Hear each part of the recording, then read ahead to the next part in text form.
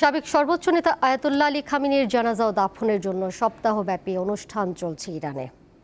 এই অনুষ্ঠানগুলো শুধু শোক প্রকাশের মধ্যেই সীমাবদ্ধ নয়, এর মাধ্যমে বিশেষ ধর্মীয় ও রাজনৈতিক বার্তা দিচ্ছে দেশটির সরকার। কোরআনের আয়াতের মাধ্যমে বিভিন্ন দেশকে দেওয়া হয়েছে গভীর রাজনৈতিক বার্তা। শোকযাত্রার মাধ্যমে কারবালার ঐতিহাসিক ঘটনার সাথে খামেনির মৃত্যুকে মিলিয়ে দেখানো হচ্ছে। এ বিষয়ে বিস্তারিত জানাচ্ছেন সহকর্মী ইশরাত সোমা। মোজো বিরাট কারবার। মোজো 1 লিটার ও 2 লিটার কিনে তুমিও জিতে নিতে পারো ফ্যামিলি কার, স্পোর্টস বাইক, টিভি, আইফোন ছাড়াও থাকছে লক্ষ লক্ষ নিশ্চিত গিফট। গত 4 জুলাই থেকে ইরানের সাবেক সর্বোচ্চ নেতা আয়াতুল্লাহ আলী খামেনির জানাজা ও দাফন প্রক্রিয়া শুরু হয়েছে। সপ্তাহব্যাপী আয়োজিত অনুষ্ঠানগুলো শুধু শোক প্রকাশের মধ্যেই সীমাবদ্ধ নয়, এর মাধ্যমে বিশেষ ধর্মীয় ও রাজনৈতিক বার্তা দিচ্ছে দেশটির সরকার। আনুষ্ঠানিকতার মধ্যে সবথেকে বেশি নজর কেড়েছে খামেনির কফিনের সামনে পবিত্র কোরআন শরীফ তিলাওয়াতের বিশেষ এক আয়োজন।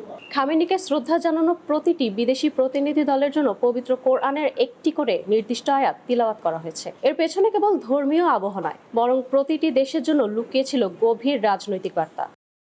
হামাস, হিজবুল্লাহ ও পাকিস্তানের প্রতিনিধি দলের জন্য নির্বাচিত আয়াতগুলোতে আনুগত্য, অবিচলতা ও আল্লাহর প্রতি একনিষ্ঠতার বার্তা তুলে ধরা হয়েছে। বাংলাদেশের প্রতিনিধি দলের সামনে তিলাওয়াত করা হয় সূরা আল আহজাবের 23 নম্বর আয়াত, যার মাধ্যমে দুই দেশের দ্বিপাক্ষিক সম্পর্ক, পারস্পরিক প্রতিশ্রুতি রক্ষা, অন্যায়ের বিরুদ্ধে আপোষহীন অবস্থানের বার্তা দেওয়া হয়েছে। তবে সৌদি আরবের প্রতিনিধি দলের জন্য নির্বাচিত সূরা আল ইমরানের 13 নম্বর আয়াত নিয়ে বেশ আলোচনা সমালোচনা হয়েছে। এতে বদরের যুদ্ধে মুখোমুখি হওয়া অল্প কিছু মুসলিমরা বিশাল কাফির বাহিনীর বিরুদ্ধে বিজয়ী হওয়ার কথা উল্লেখ করা হয়েছে। বিশ্লেষকদের মতে এর মাধ্যমে ইরানের বিজয় কোনো বাহ্যিক শক্তির উপর নির্ভর করেনি বলে বোঝাতে চেয়েছে দেশটি। তুরস্কের প্রতিনিধিদের সামনে সূরা আন-নিসার 95 নম্বর আয়াত পড়া হয়, যেখানে ঘরে বসে থাকা মানুষের চেয়ে জানমাল দিয়ে লড়াই করা সংগ্রামীদের শ্রেষ্ঠত্ব দেওয়া হয়েছে। অন্যদিকে লেবাননের প্রতিনিধিদের সামনে তিলাওয়াত করা হয় ত্যাগের আহ্বান ও কৃপণতা সংক্রান্ত আয়াত। রাশিয়া, চীন ও ভারতের মতো বড় রাষ্ট্রগুলোর সামনে পাঠ করা আয়াতগুলো ছিল যুদ্ধের নয়, বরং আধ্যাত্মিক প্রশান্তি ও ন্যায়পরায়ণতার। পরিকল্পিত কর্মসূচি এবং বিশাল জনসমাগমের মধ্যে দিয়ে তেহরান মূলত ঐক্যের চিত্র তুলে ধরার চেষ্টা করছে। খামেনির শেষকৃত্যের সময় মহরম মাসটি শিয়া মুসলিমদের জন্য অত্যন্ত প্রতীকী গুরুত্ব বহন করে। অনুষ্ঠানে শোক ও প্রতিশোধের প্রতীক হিসেবে কালো ও লাল রঙের ব্যবহার করা হয়েছে।